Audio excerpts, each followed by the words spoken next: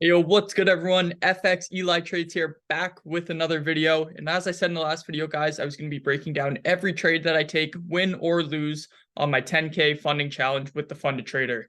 Now, in case you didn't see the first video, I just started this challenge 2 days ago. I've now taken 2 trades, and I've had 1 win and now 1 break even. So there's a couple things I want to cover in this video. It's one, I'm going to be showing you guys why I actually took the trade on USDCAD, what I look for, my entry, everything top to bottom. I'm leaving nothing out. And then after that, I want to talk about how you need to keep your psychology strong in these challenges, because a lot of people might crumble when they had what happened to me today. As you can see here, I took the sell on USDCAD, it went down, and then it hit me break even and continued to my take profit. Now, this is a very, very common thing in trading, and it's probably one of the things that hurts a new trader the most, is when you see your trade take you out, whether it's you get your stop loss wicked or your break even, and then it melts to your take profit. It's just part of the game, and you got to keep your head strong, and you got to just focus on the next setup. I know it's tough, because the way I think about it is, and you got to really push this thinking to the side, is, well, if I would have just held and didn't go break even, I would have been up 6% in 2 trades on my challenge. I need to make 8%. I literally would have been nearly past my challenge in just 2 trades. So it's very tough, but you need to just forget about it and move on. Now, with that being said, let me actually go and show you guys why I took this trade. So let's start off here. I'm going to go into replay mode on the 4-hour chart. This was my main time frame for this trade, and typically is either the daily or 4 hours, my main zones that I use the most. And as you can see here on USDCAD, we are extremely, extremely bearish. Just let me zoom out a bit. As you can see here, we've really just been trending down. We had a big double top up here, which then started this overall massive downtrend. And then when I see this here, I see, okay, well, we're extremely bearish. So as I said in the last video, I'm not just going to try and look for reversal or try and catch some huge trade. I'm simply just wanting to follow the trend and go with what the market's telling me. So as you can see here, we had a strong level of support here with this wick, this bounce, and then we failed to break the highs up here, created a new resistance, and then had a strong closure below the range. And there would have been my USDCAD TP smash, but I'll forget about that. So here you can see we have this strong breakout candle here, and then we have a pullback to the zone. So when I see this, if I believe that the trend is very strong, which it has been, then I'm going to take this is a very short break and retest, but it is valid to my setup because the market is extremely bearish. So I think that we could really continue down nicely. Now, the one concern that I had with this trade, just before I show you my entry, was that I took this last night in Asian session, maybe around 10 p.m. Eastern Standard Time. So in London starts at 3, just for some context there.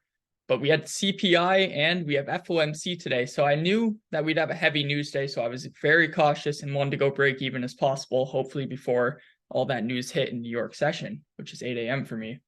So that's part of the reasoning as to why I went break even. I was wanting to be very cautious, and my break even was going to be this next, or this breakout lower low, because this is where, if we continue down, this is the first obstacle that price is going to reject at right here, or have the possibility to reject at. So I want to be very cautious, and that's typically my plan for a break even.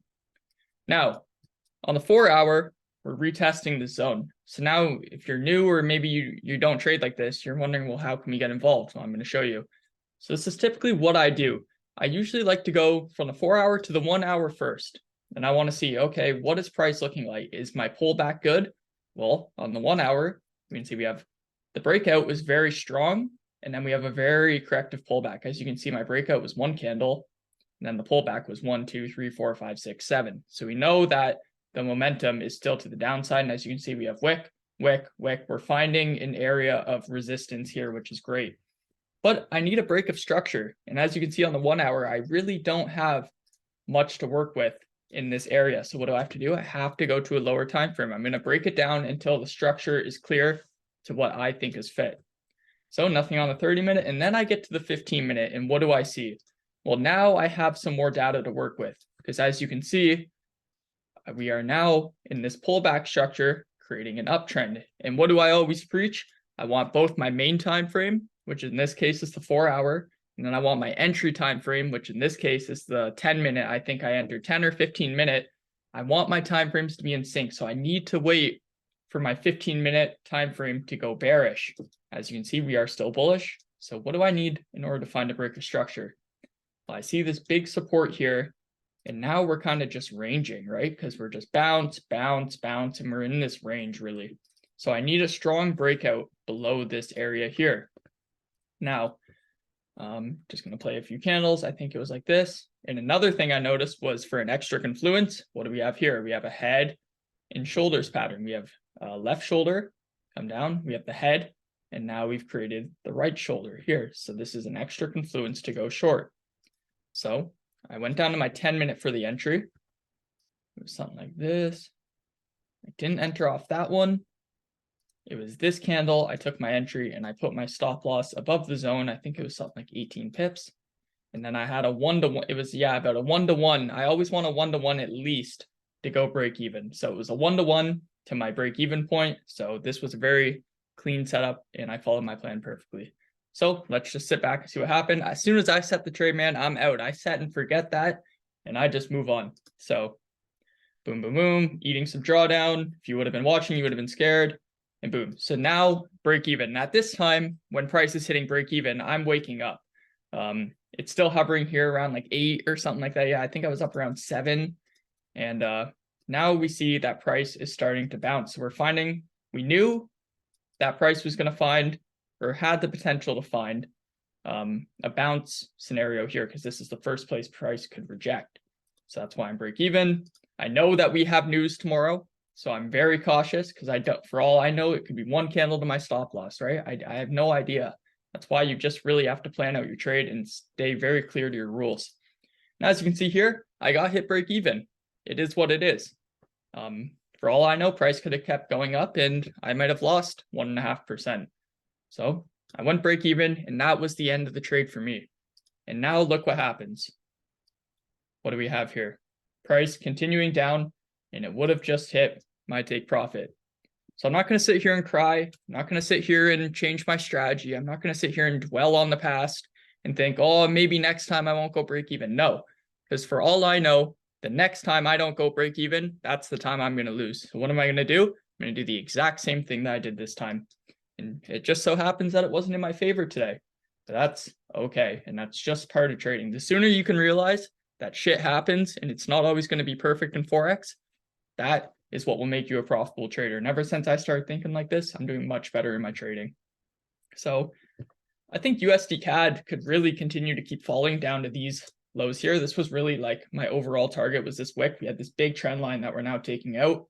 So it's very, very bearish. But yeah, as I said, guys, break even, 2 trades into the challenge, 1 win, 1 break even. I'm still up 2.8%. So all is good. I really couldn't be happier. And it's only Wednesday. Market's been great this week. So maybe we can get about 1 more setup. I usually like to take 3 or 4 trades a week at most.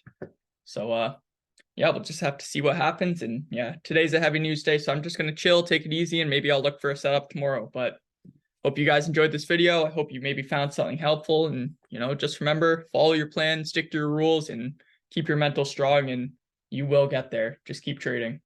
See you guys in the next one. Actually, let me show you on my dashboard quick before I go. I almost forget. We still have 34 days, still 100% win rate, and I literally have a $0 trade there on break, or a $0 trade break even on USDCAD. I took the sell. You can see it's all right here. I'm really entering these trades. And yeah, man, that's it. Still up 288, got to get to 800. Should be no biggie. I think we'll get there. Just got to keep a strong psychology and keep executing. I'll see y'all in the next one. Peace.